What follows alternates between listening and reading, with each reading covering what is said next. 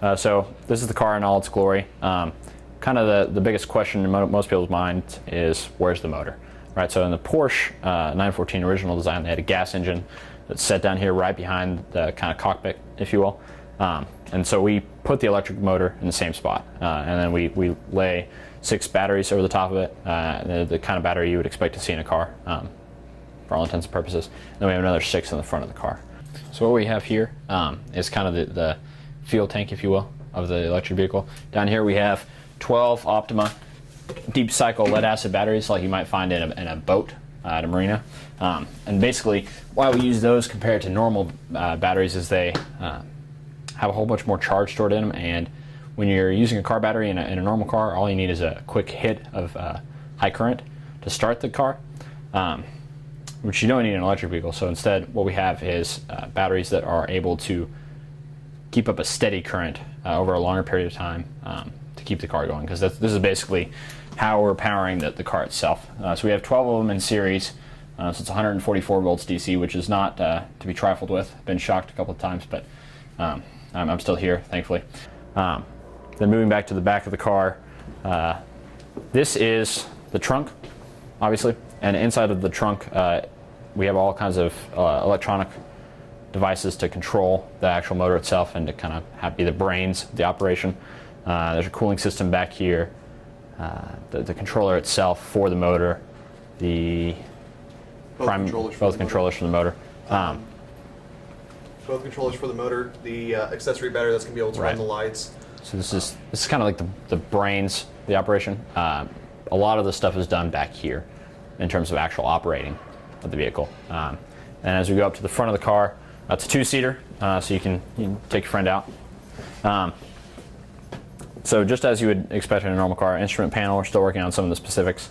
We have an instrument panel down to the side, some more instruments on the console itself, and then 2 seats would go in, obviously. So all the functions on the steering wheel itself work just as they would for a regular car. You get your blinkers, your wipers, all kinds of things like that. There's even a key and a horn as well. Kind of one of the most interesting problems we ran into on the car project is, we were doing some work with all the accessories and everything. We had the horn all hooked up and everything. We were going to put the steering wheel back on the steering column. We put it on there, and we had the car going, and we were testing out, a few other features in the car, the brake lights and all that stuff. And we noticed that the horn would automatically go off at different rotations of the steering wheel. So basically, if you had the steering wheel like this, you'd be fine. But if you turned it 90 degrees, that's it. The horn's going off the entire time. So we sat there and we thought about it for a little while, and we were like, okay, what the heck's going on? Besides the fact it was really, really fun. It was incredibly loud too. Our advisor came down from his first floor office and was like, the dean's going to have a heart attack. What's going on? You guys got to shut that off. So we had to unplug it and then figure out what the problem was. We eventually worked out that it was a contact in the steering wheel itself that was bent and contacting whenever the steering wheel was turned.